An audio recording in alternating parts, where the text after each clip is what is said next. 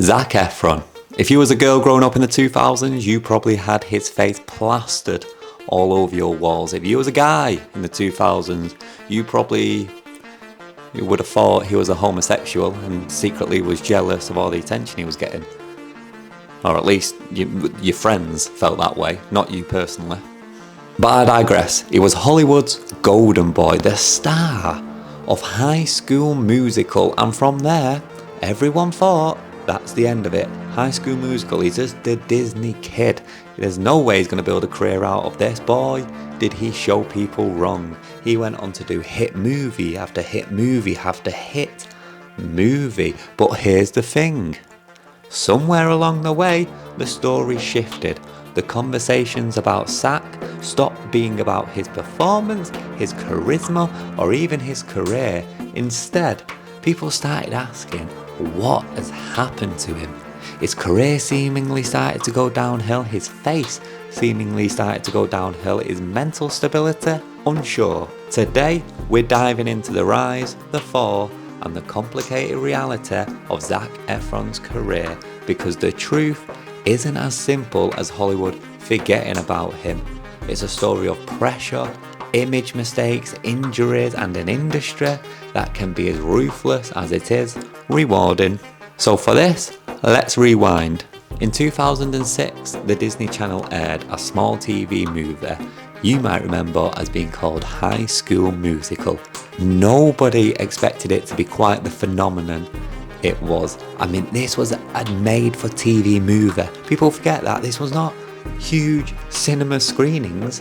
It was an absolute hit. It was a cultural earthquake. Kids memorised every lyrics. Schools used to hold High School Musical nights, and suddenly Zac Efron became the face of a global movement. I remember this. I absolutely loved High School Musical. Honestly, I had the biggest crush on Vanessa Hudgens, which also I've just done a video about the other day. Do check that out. Nice little segue. Yeah, High School Musical. It was massive. And as for Zac Efron, he wasn't just Troy Bolton. He was the teenage heartthrob. He had the hair, the smile, the voice. Well, at least he had the persona of the voice. Little known fact that in the first movie, his voice was actually dubbed. That was not him. The producers thought that Zac Efron, that he could sing, but his voice was a bit unpolished. So they actually got another singer to dub his voice. But to us, none of that mattered. And by the sequels, he was actually singing then. He was singing for real. And it only boosted his stardom. Every teen magazine had him on the cover. Studios saw him as the next Leonardo DiCaprio. But being the next big thing in Hollywood comes at a price and a whole lot of pressure. For actors like Zac, the Disney curse is real. Most teen idols struggle to be taken seriously once they've aged out of the squeaky clean roles. Zac knew this, and he worked very hard to avoid this. He picked projects carefully. Hairspray in 2007 showing that he could hold his own against a big cast. 17 again in 2009 proved that he had real comedic timing, and he even dropped his toes into indie cinema with Me and Orson Welles. At this point, Zac looked unstoppable. He wasn't just a pretty face, he had the charisma, he could sing, he could dance, he was comedic, and he seemed determined to reinvent himself as a serious actor. But Hollywood has a way of pushing stars into boxes that they don't always fit, or they don't always want to fit in. By the mid-2010s, Zac had pivoted into the roles that emphasised his physique. It was all about how he looked. And Hollywood loved it.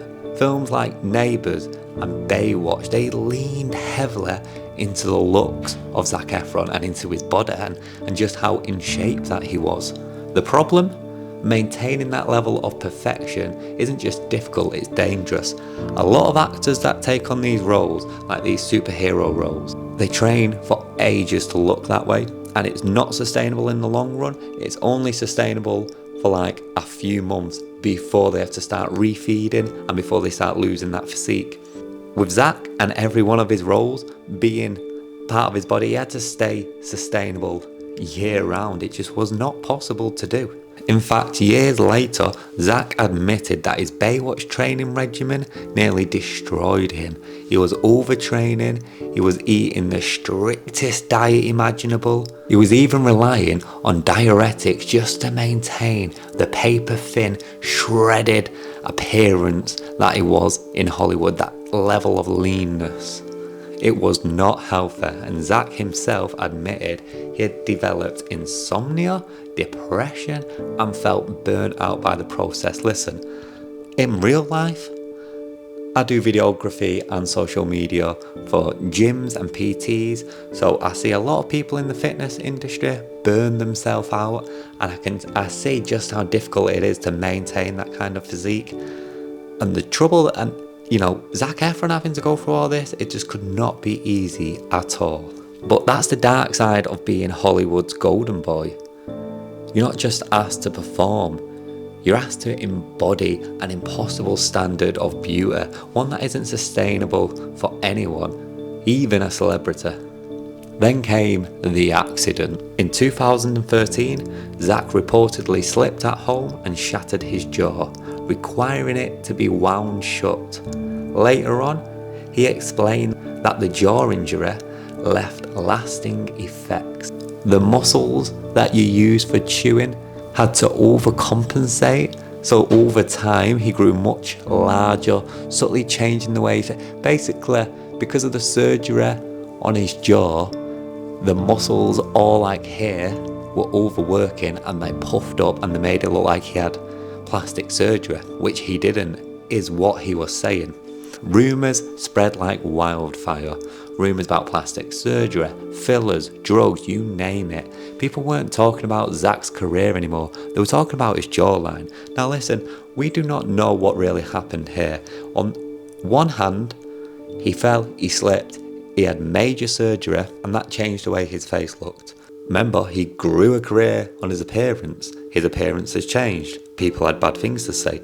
On the other hand, he had plastic surgery because he was aging, because his face was changing, and he wanted to keep that same look. So he had plastic surgery to improve his looks. This backfired. Either way, one of these is true, but both of them do not do great things for his career. In the end, his face still changed and people still didn't like it. After that, his career slowed down. Not completely, he still got roles. He landed roles like Ted Bundy in Extremely Wicked, Shockingly Evil and Vile, which on paper was the perfect transition.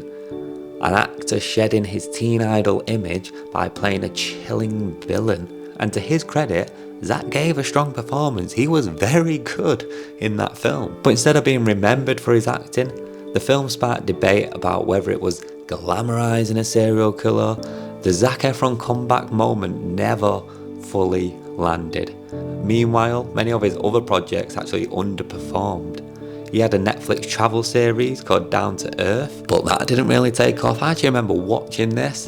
Until I was researching for this video, I completely forgot this was ever a thing. But I did watch this, and I thought it was pretty good. But definitely different than his normal stuff, mainly because it was a documentary series and he was playing Zac Efron and not a character. So what actually happened to Zac Efron? The truth is, Zac Efron's story isn't one of a single downfall. It's a series of small fractures that added up over time. The crushing weight of fame as a teenager, the unhealthy demands of Hollywood, the jaw injury or plastic surgery that fueled endless internet speculation, and a string of projects that never quite cemented him as the versatile A-lister people thought he became. But maybe the more important question isn't what happened to Zac Efron, maybe it's what do we expect from people like Zac Efron. Hollywood loves to build idols, and just as quickly it loves to watch them fall. Zac didn't disappear. He's still working, he's still acting, he's still living his life. He just isn't the Zac Efron that the tabloids promised in 2006, and maybe that's okay. There's been a lot of stories over the years about Zac Efron having problems with drugs, about him getting into fights. There was this whole story a couple of years ago about Zac Efron, and I think it was a bodyguard or assistants of him, getting into a fight at the side of a road when he was allegedly picking up drugs. There's a lot of these kind of stories about where he has been on painkillers, where he's had surgery, where he struggled both mentally and physically, and there is absolutely no surprise to that. Like we've seen from this deep dive, he has gone from child actor who could sing to having to maintain that and just get a better body, as he's losing his looks and that kind of youthfulness about him. He's had to compensate by building his body and taking on any role he could, and he's working super hard to try and stay relevant and to stay earning money, and it must just pile up on him into the point where it all falls apart. He did, the last film I remember him being in was Iron Claw, which also, even though he looked completely different, right, because he's massive and his face is completely different, and it had massive potential, that movie, but no one even picked that up. Seems like people are just over the whole Zac Efron hype now, but it's a shame really, because he is a good actor. How he is in real life, unsure, but he's a good actor, I'll give him that. Now if you like these kind of deep dives, don't forget to subscribe. I say it at the end of every video, because if you've made it this far in the video, surely you've liked something. So hit that subscribe button.